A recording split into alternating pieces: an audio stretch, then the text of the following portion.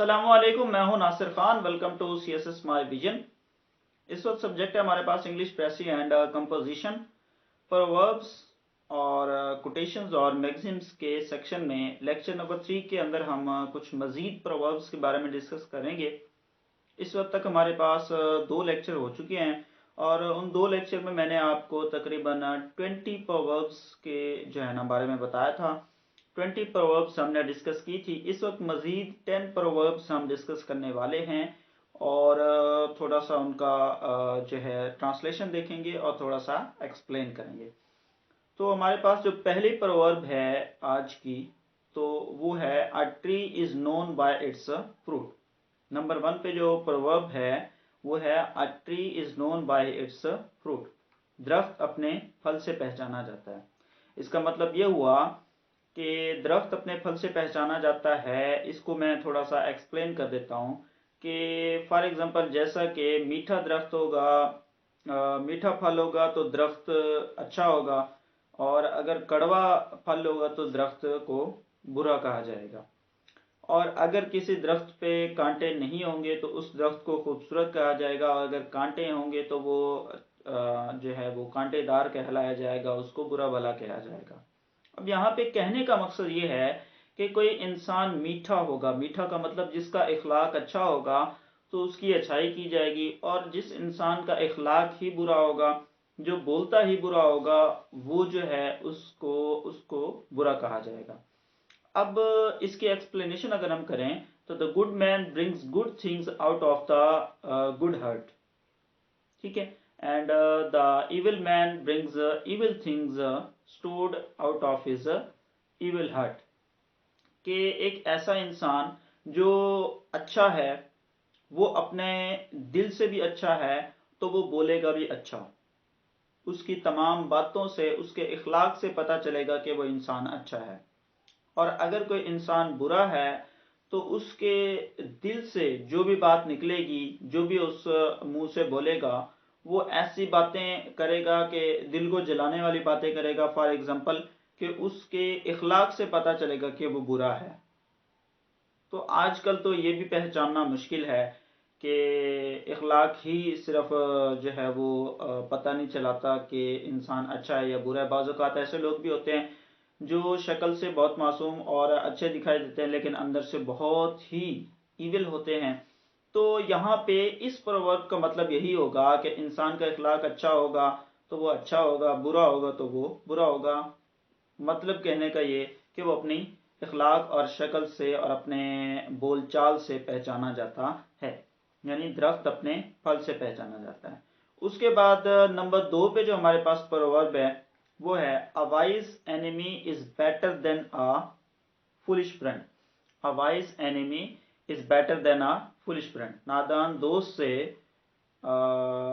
दाना दुश्मन भला। नादान दोस्त से दाना दुश्मन भला। कि एक ऐसा दोस्त जो बेवकूफ़ है, जो कुछ नहीं जानता, जो है नादान है, वो कहता है उससे बेहतर है कि आपका जो समझदार कोई दुश्मन भी है तो वो भी समझदार हो तो बेहतर है। अब अगर इसकी हम एक्सप्लेनेशन देखें तो कहता है foolish friends are more dangerous than an enemy who is intelligent. कहते हैं बेवकूफ़ दोस्त बहुत ज़्यादा खतरनाक होते हैं बजाय इसके कि आपका कोई ना कोई एक ऐसा समझदार दुश्मन होना चाहिए।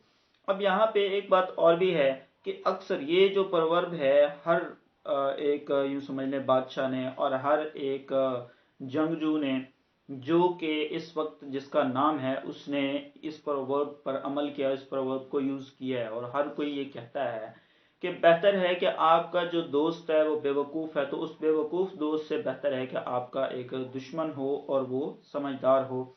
दुश्मन हो का मतलब ये नहीं कि वो दुआ नहीं कर रहा कि दुश्मन हो। कहने का मकसद ये है कि जो दोस्त है अगर बेवकूफ़ है तो बेहतर है वो दोस्त ना हो, बल्कि आपका कोई जो है एक समझदार दुश्मन है तो वो बेहतर है उससे। उसके बाद नेक्स्ट जो है, इसके बाद जो प्रोवर्ब नंबर 3 है वो है अ वोल्फ इन शीप्स क्लोथिंग। बगल में छुरी मुंह में राम राम। बगल में छुरी मुंह में राम राम। कि यहाँ पे वो कहना ये चाहता है भेड़ के लिबास में भेड़िया। کہ ایک ایسا انسان، ابھی ہم نے جو پہلی پرورب پڑھی ہے اس میں کیا تھا کہ انسان اپنے اخلاق سے پہچانا جاتا ہے. اب یہاں پہ یہی بات دوبارہ اگر ہم کریں تو بعض اوقات اخلاق سے بھی پتہ نہیں چلتا، انسان اخلاق سے بہت اچھا لگتا ہے لیکن اندر سے بہت برا ہوتا ہے. ٹھیک ہے، تو اسی طریقے سے کچھ لوگ ایسے ہوتے ہیں جو گناہ خود کیے کھڑے ہوتے ہیں اور شہر میں ڈھنڈورا پیٹا ہوتا ہے کہ یہ کس نے کیا ہے. ٹھیک ہے، اور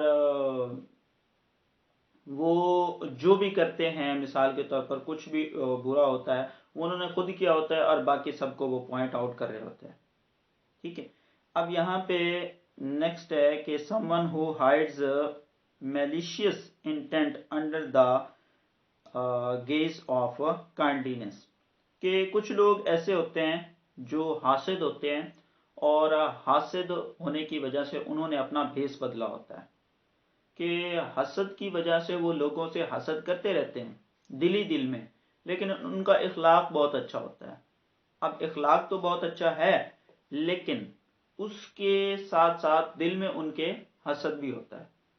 اب یہاں پہ ان کو جو ایک اندر وہ ایک دشمنی پال رہے ہوتے ہیں، وہ اس چیز سے بہت زیادہ خطرناک ہے جو سامنے آپ کے دشمن کھڑا ہے.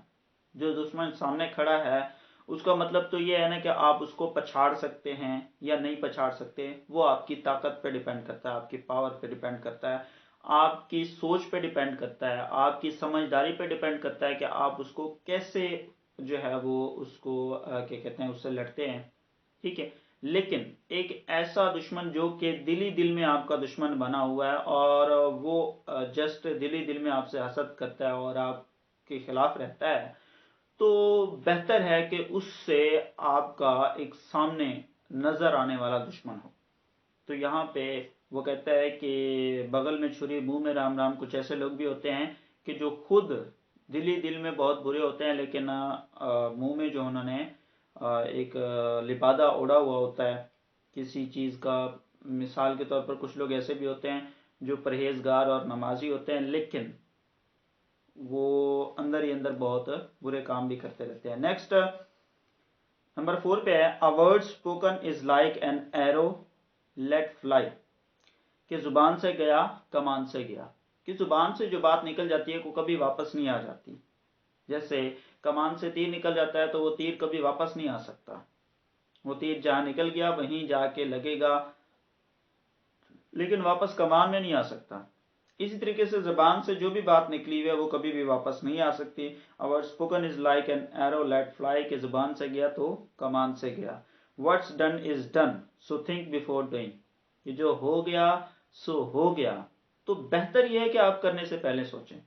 وہ ایک اور پرورب بھی ہے شاید آگے آئے گی کہ پہلے تولو پھر بولو، پہلے تولو پھر بولو، کہ پہلے بولنے سے پہلے آپ کو یہ ضرور سوچنا چاہیے کہ جو میں بول رہا ہوں کیا ایسا مجھے بولنا بھی چاہیے یا نہیں بولنا چاہیے.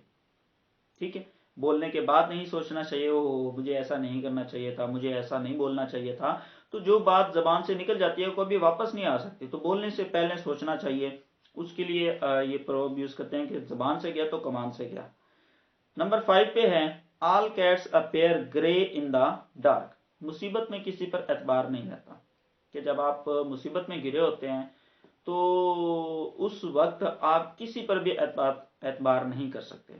کہ فار ایگزامپل کہیں پہ بھی اگر ہم اس پہ انویسٹیگیٹر کا ایک مائنڈ اپنائیں تو کہیں پہ کوئی چوری ہوئی ہے، کہیں پہ کوئی ڈکیتی ہوئی ہے، کہیں پہ کوئی یوں سمجھ لیں قتل ہوا ہے، تو جو انویسٹیگیٹر ہے، جو کہ انسپیکٹر ہے، وہ تمام لوگوں سے پوچھے گا، انویسٹیگیٹ کرے گا.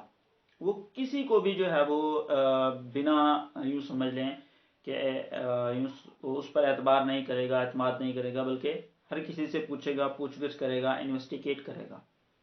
اب یہاں پہ انسان کا اپنا دماغ بھی اور اپنی سوچ بھی یہی ہوتی ہے کہ مصیبت میں جب وہ ہوتا ہے تو وہ اس وقت پریشان ہوتا ہے، اس کو کسی پر اعتبار نہیں رہتا اور وہ کوشش یہ کرتا ہے کسی طریقے سے اس کا نقصان پورا ہو جائے. تو وہاں پہ یہ پروورب یوز کرتے ہیں کہ all cats appear grey in the dark، کہ مصیبت میں کسی پر بھی اعتبار نہیں رہتا. darkness obscures distinguishing visual features so that one may be easily mistaken fooled، کہ بعض اوقات ایسا ہوتا ہے کہ جب آپ مصیبت میں ہوتے ہیں تو آپ تھوڑا سا یہاں پہ یہ بھی واضح کر رہا ہے کہ مصیبت کے دوران آپ یہ بھول جاتے ہیں کہ کون اچھا ہے کون برا ہے، اور آپ سب کے ساتھ ایک ہی رویہ اختیار کر لیتے ہیں. تو اس وقت یہ آپ کی بھی غلطی ہے کہ آپ کو یہ بھی دیکھنا چاہیے کہ کون ایسا ہے جو کہ آپ کے ساتھ برا کر سکتا ہے اور کون ایسا ہے جو آپ کے لیے بہت اچھا ہے. تو اس وقت مصیبت میں خود کو بھی کنٹرول رکھنا چاہیے، کیونکہ غصہ جو ہے وہ شیطان کا ہتھیار ہے.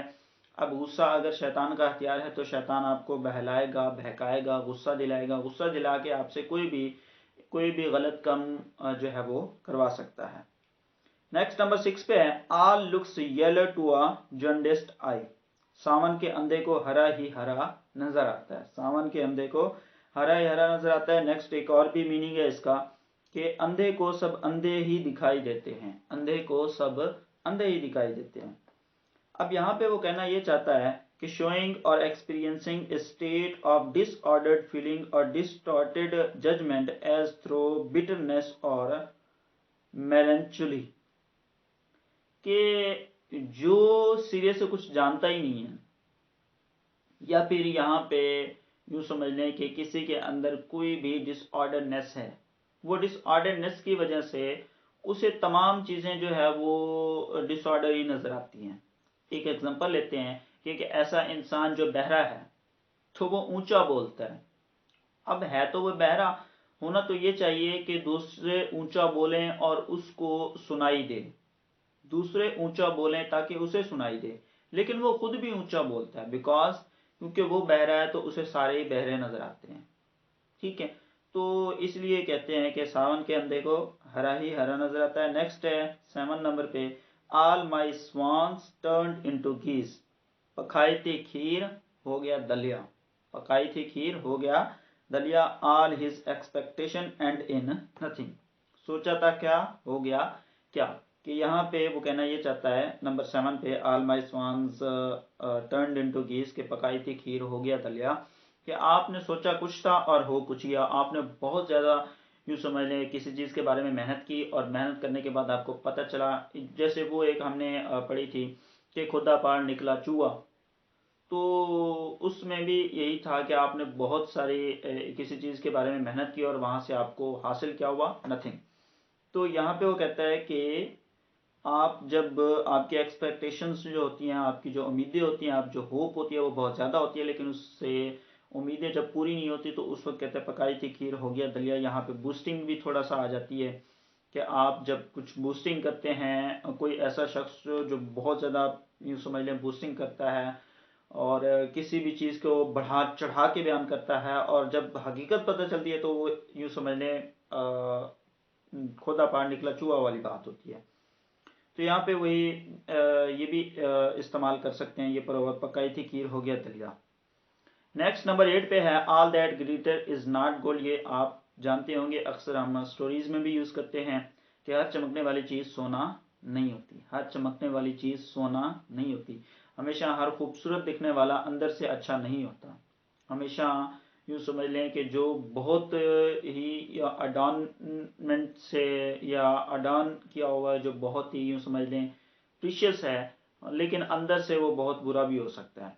یہاں پہ ہم چیزوں کے بارے میں بھی لے سکتے ہیں کہ کچھ ایسی چیزیں، فار ایگزامپل آپ کوئی سیل فون لینے جاتے ہیں، باہر سے وہ بہت گڈ لکنگ دکھائی دیتا ہے، لیکن اندر سے اس کی یوں سمجھ لیں جو ایپس ہوتی ہیں یا اس کی جو کورنگ ہوتی ہے یا اس کا جو ورک ہوتا ہے وہ اچھا نہیں ہوتا. ٹھیک ہے، اس کے بعد بہت ایسی اور چیزیں، آپ کسی بھی چیز کی ایگزامپل لے سکتے ہیں. انسان بھی ایسے ہوتے ہیں کہ انسان اگر باہر سے بہت خوبصورت اور اچھا دکھائی دیتا ہے، لیکن اندر سے اس کا جو رویہ ہوتا ہے، جو خود اس کی کیا کہتے ہیں سیرت ہوتی ہے، وہ اچھی نہیں ہوتی. تو صورت پر نہیں جانا چاہیے، سیرت دیکھنی چاہیے. تو all that glitter is not gold اس لیے کہا جاتا ہے کہ ہمیشہ ہر چمکنے والی چیز سونا نہیں ہوتی. اس کے بعد آل دا کلاؤڈس برنگ ناٹ رین. تمام بادل بارش نہیں لاتے. Sometimes there are many clouds in the sky but it does not rain. Sometimes it's the same with problem or what we think are problems. تو وہ کہتا ہے کہ بعض اوقات ایسا ہوتا ہے کہ بادل آتے ہیں لیکن بارش نہیں ہوتی. تو یہاں پہ اس پروورب کا مطلب وہ یہ لینا چاہتا ہے کہ تمام بادل بارش نہیں لاتے. اس کا مطلب وہ یہ لینا چاہتا ہے کہ بعض اوقات یہ بھی ہوتا ہے کہ جو پرابلم آتی ہے اس کے بارے میں آپ سوچ کچھ رہے ہوتے ہیں اور ہوتا کچھ ہے. کہ تمام طرح کی پرابلم ایک جیسی بھی نہیں ہوتی. اگر تمام طرح کی پرابلم ایک جیسی نہیں ہوتی تو پھر کچھ پرابلم ایسی بھی ہوتی ہیں جو ان سے ڈیفرنٹ ہوتی ہیں. تو نمبر 10 پہ جو لاسٹ ہے all's well that ends well. all's well that ends well. انت بھلے کا بھلا، یا پھر اس کو ہم یوں بھی کہہ سکتے ہیں انت بھلا تو سب بھلا. کہ جس چیز کی آخر، جس چیز کا اینڈ، جس چیز کا اختتام، جس چیز کا اختتام اچھا ہوگا تو اس کے لیے ہر چیز اچھی ہوگی. جس کا اختتام ہی اچھا نہیں ہوگا اس چیز کے لیے کوئی بھی چیز اچھی نہیں ہوگی. کہ if things are good in the end then we should be satisfied. کہ اگر کسی بھی چیز کا اینڈ اچھا ہوگا تو ہم اس سے سیٹسفائی ہو سکتے ہیں.